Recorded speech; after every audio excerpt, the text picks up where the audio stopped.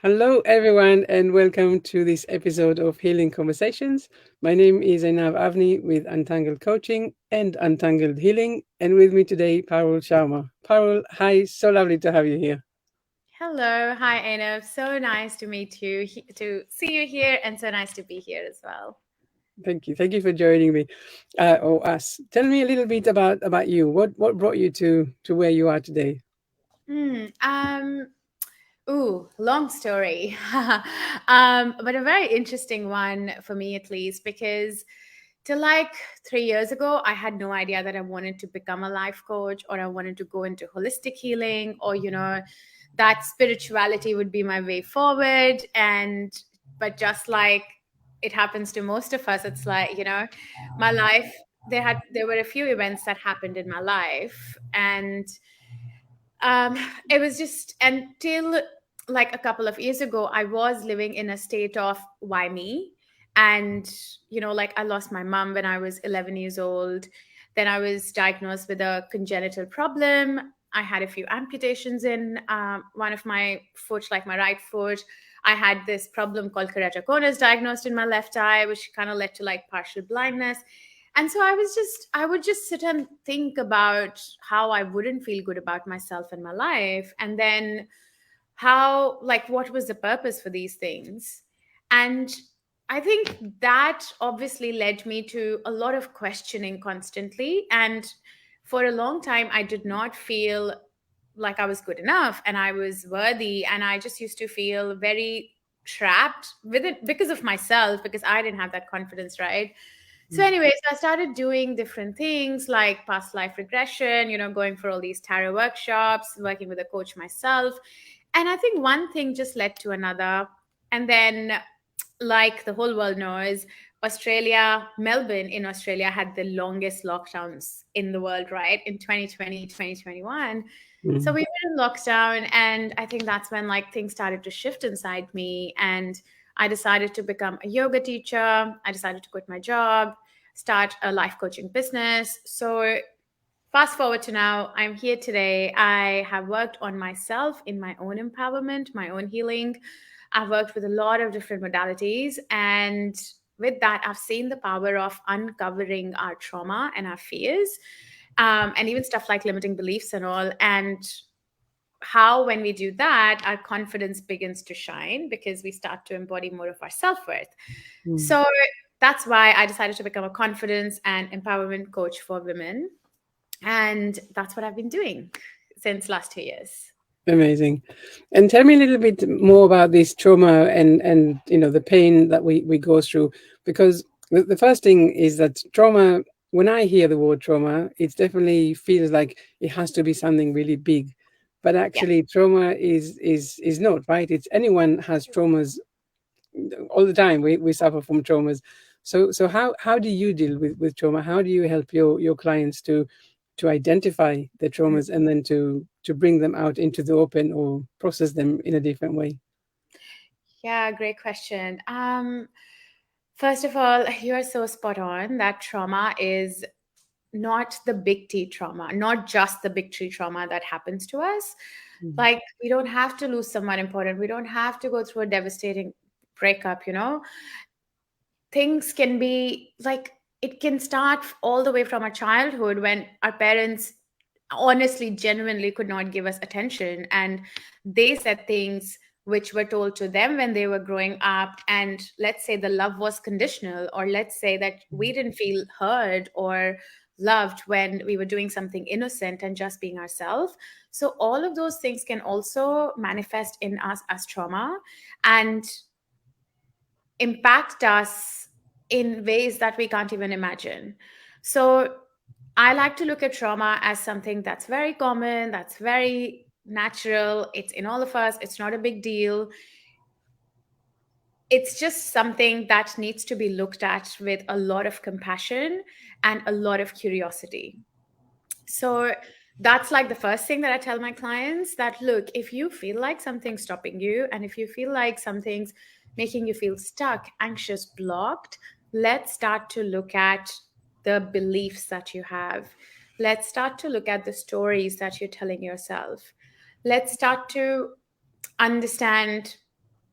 what kind of a childhood you had, like what kind of narratives did you hear again and again, which, like which made you start to think in a certain way.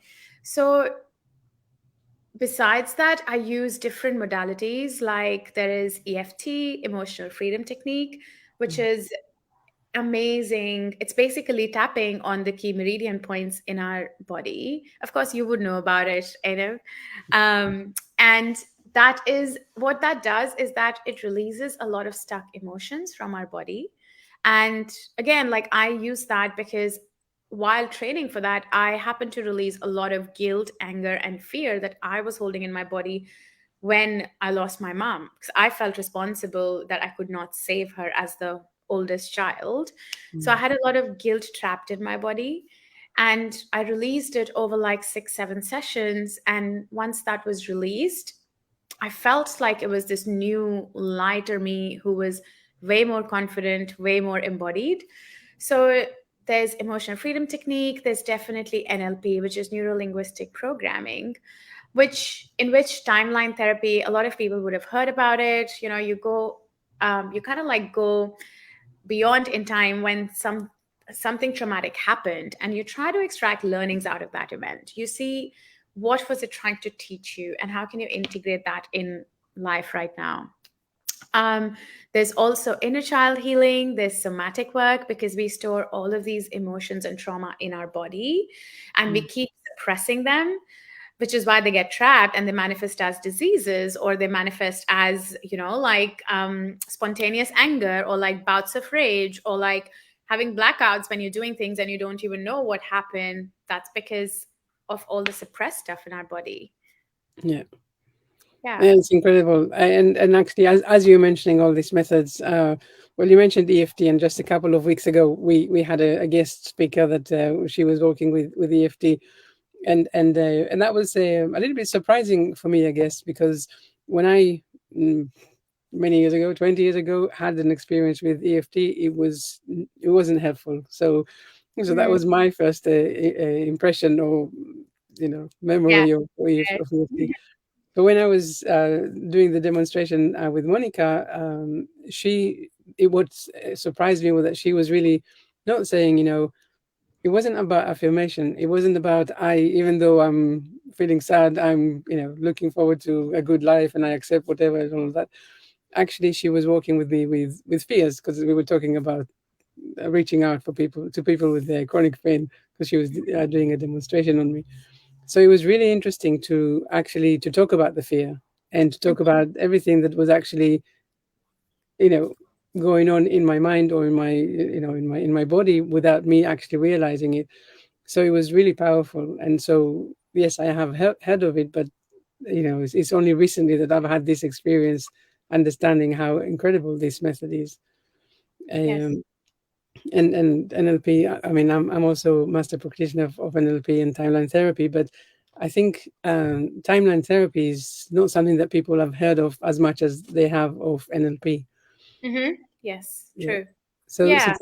yeah, I was going to ask. Tell me how you decide, I guess, which method to use with your clients, and Hmm. what is your experience with all of that?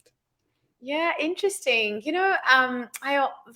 Honestly, I just use my intuition. I This might sound like a vague answer, but I think I have noticed this again and again in my sessions, that even if I prepare a strategy, right, with a client, like what are we going to do, what's going to happen, the strategy works to an extent. Yes, it gives us a starting point. It tells me, gives me clarity on what am I doing in that session.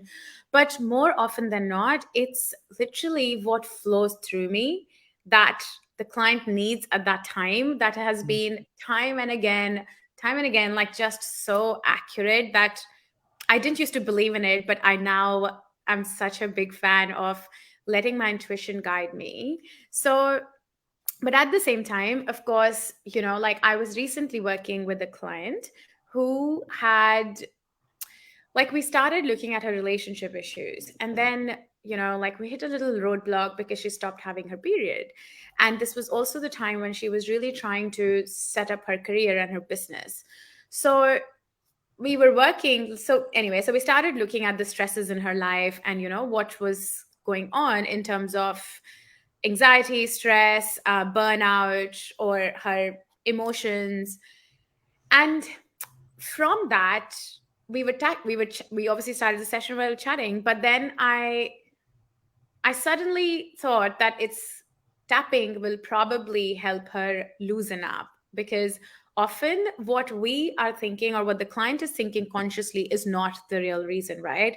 Mm, What's happening with us and what needs to be released is at an unconscious level. And tapping, for example, does exactly that. So you start the setup statement about the fear, about the guilt, about whatever is the emotion is alive at the moment. And mm, then you keep going deeper as you see the emotions shift with the clients. And so we started with her stress, but we ended up on sadness that she wasn't feeling loved and held by her partner. And obviously, then that came down to her own self compassion and her own self love, that she needed to give herself and slow down. mm, And I kid you not, within 10 days, she got her period. It's it is magical, it is amazing. So yeah, so it is intuition. But like, let's say now, if we had time, and I know that this client also had a difficult upbringing, right? Then in one of the sessions or the next session, I would also go back to her childhood using timeline therapy to see what is an event that is causing certain resistance in her life right now. mm, Or, what is making her anxious so she can't take a break and she can't slow down. And as a result, that's affecting her relationship, because even in a relationship, right, like as a woman, like now you need to have, not as a woman, but like in a relationship, you need to have a good balance of your divine masculine and feminine energies. mm. Yeah, does that answer your question? Yeah, absolutely. It's beautiful actually. And one thing that happens a lot, or what I'm hearing a lot from my clients, is that okay, and I think was also my challenge for a long time in my life. It's saying okay, I know what is not working. I Hmm. know, I understand that the what I'm having at the moment is the results of my previous thinking or previous conditioning or all of that. But there is a big difference between knowing that I don't want to do something anymore, so I want to stop something from continuing, but it's a completely new thing or different thing about what can I do next? How can I change it? How can I create new patterns? How do I Yes. know to stop my current thinking and create new ones? Oh gosh, such a big, this can be such a big topic, but such a good thought, right? Yeah. It's hard. Like, and I think again, step one is acceptance, that before we start pushing, before we start judging ourselves that, oh, I know what I need to do, or, but how do I need to do this? I want to be this new person. I want to transform, but then how do I do that? Right. So, Mm, no judgment, self compassion. And I think it just takes practice. It's like, baby steps, you choose to do the new thing, and you choose the new thought, you choose the new behavior, you choose the new practice, and you make a commitment to doing that as mm. much as you can, as often as you can. And yeah, and then eventually it does become a part of you. Yeah, yeah, definitely. There's creating new habits and patterns for us. It's such a big part of everything. But I think, as you said, it's also, when you really understand, people come to you with surface problem. This is my challenge, and then as you walk with them, you understand that it's the actual problem is somewhere completely different. Yes, Um, I know. yeah, it's sometimes it's really interesting how it happens when you actually remember what you told me at the beginning of the session. See where we are now. Very different. Also, I've had so many clients, right? Like, I literally just recently, the client that I finished with, she came to me because she said, so many people have told me, I feel it myself as well, like I'm not confident. So I want to work with you on confidence. Mhm, And so that's where we start, right? Of course, I'm a confidence coach. That's where we start. People are like, I want to be more confident. Okay. So we started. And then, I, even while we were talking and I was asking her questions, right? We kept picking layers after layers of other stuff, right? Like, that was confidence in work, but there was so much going on with the lack of intimacy in the relationship, which is bound to affect your confidence. There Hmm. was so much going on with what happened in the childhood. It's just, and then as we kept unpacking things and we kept diving deeper into things, and with this client so far, because you asked me about the techniques that I use or how I choose, we actually did start to work on confidence in career, looking at her future vision, looking at the kind of business she wanted to start, right? So we did future pacing, did a bit of hypnosis, um, did value analysis, like we did all of that stuff.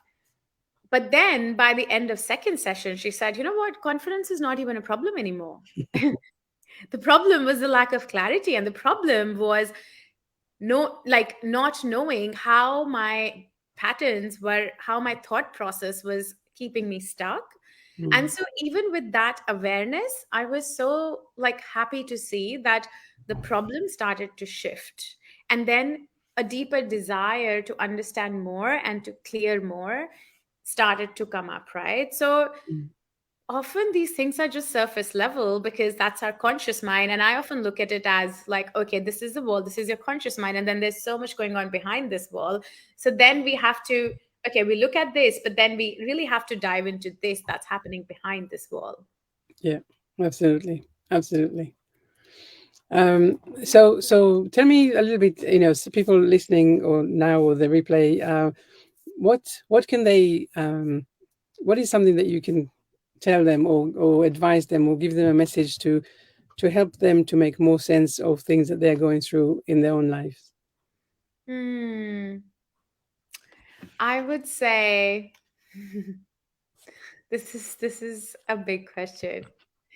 um I think what I have seen play out in my life and what has really helped me is that when you stop looking externally for answers, validation, someone to save you, someone to protect you, especially when you're going through something big in life, and you tune inwards and you do surrender to the higher power, because it's these times which really make you question everything that you have been believing in so far, which is external, external, external, and really tune, like just tune inwards to see, well, what do you want? What is happening with you? What is your inner voice trying to tell you? What is this experience trying to tell you? Mm. And that's really where our answers lie. So obviously, we can meditate, we can journal, we can like do embodiment practices, move our body, and these sound like a broken record. These do sound like everyone talks about these practices, but if you had to be your own healer, if you had to help yourself, this is literally where it starts. Yeah, I agree with that. I mean, you obviously people know that there is something that is not working out, right? They know, they go to the pub with their friends and they say, oh, here is a huge list of my problems. So people are definitely aware that there is a problem. But Yeah, I do also feel that a lot of the time they don't recognize that they can do something about it. And maybe they're scared that if they start digging properly, that will get them to open up a dam that they won't be able to close afterwards, or really fearing what it can, you know who they yeah, might become afterwards. And I like what you're saying, because it really helps to emphasize this idea that actually you work with a person and you are enhancing the good stuff that they already have, and helping totally. them to see that they already have really everything that they need.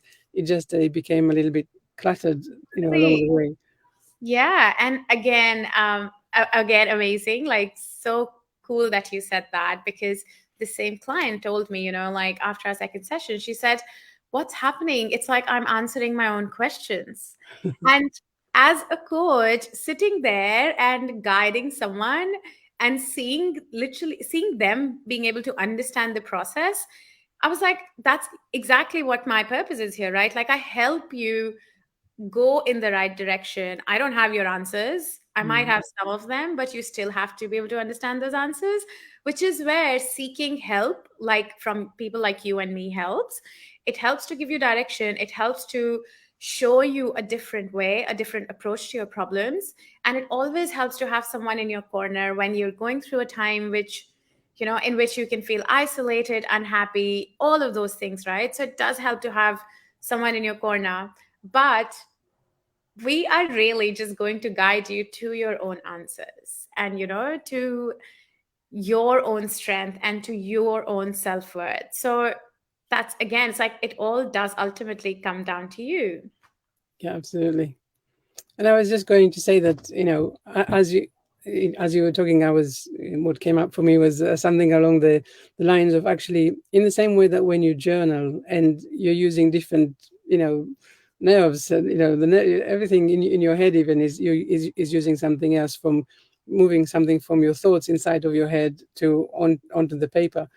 And it's the same thing when you're speaking with a coach, or something like that, when it's actually, you hear yourself speak. When you hear yourself speak, you get a new understanding about your problem.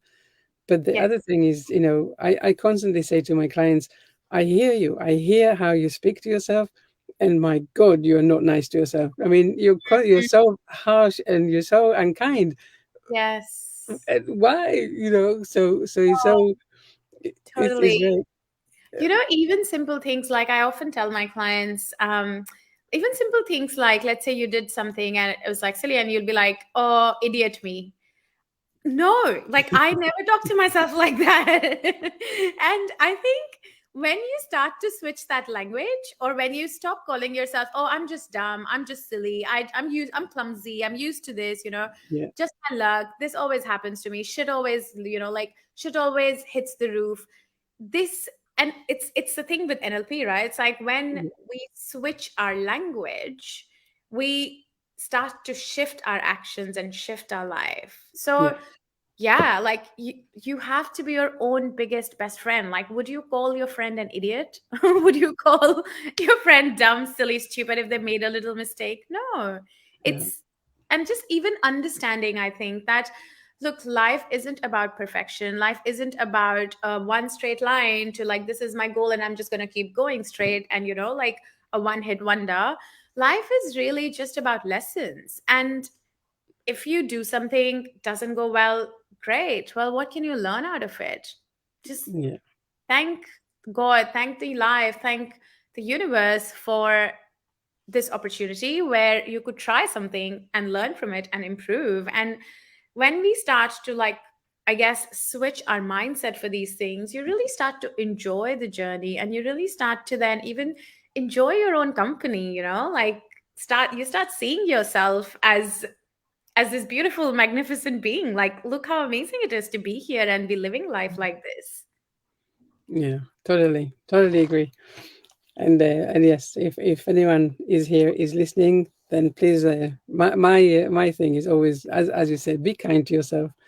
Never finish a negative thought, because your unconscious mind is listening to that and is actually, operating on this command. So be kind to yourself. It makes all the difference. Yeah, why not? And why not? Why would you not be kind to yourself? Right? It's like, let's say someone in your childhood wasn't kind to you. Well, even more reason for you to be kind to yourself, because you didn't get that. And now you're going to give yourself that. Like, you're getting this opportunity to do that. So why not? Yeah, absolutely. Yeah. Well, we come to the end of our time together, but that's been incredible and I've enjoyed it so much. After this conversation, I'm going to put all of your links in the chat. So, do you want to? I know you told me about the masterclass. Do you want to mention it briefly? Sure, thank you. Yes, so for anyone listening or watching this later, I'm holding a masterclass, a free live masterclass on Saturday, Sunday, October 29 and 30th, so next weekend, on soul aligned practices for unshakable self confidence. So, we are going to be diving deeper into fear, trauma, limiting beliefs, and all of these things that basically shake our confidence in life. And then, how can we start to reclaim our power to be able to show up more confidently, embodying our self worth? So, if this is something that interests you, please come join me. I would love, love, love to see you there. Excellent. So we're definitely going to share the link to that masterclass as well. It will appear under the conversation later on. on the Facebook and also on the YouTube. Uh, Amazing. Thank Great. you. So thank you so much again for being here with us, and I will see you soon. Yes, I'll see you soon. Thank you for having me. It was so nice to chat with you. Thank you. Thank you very much.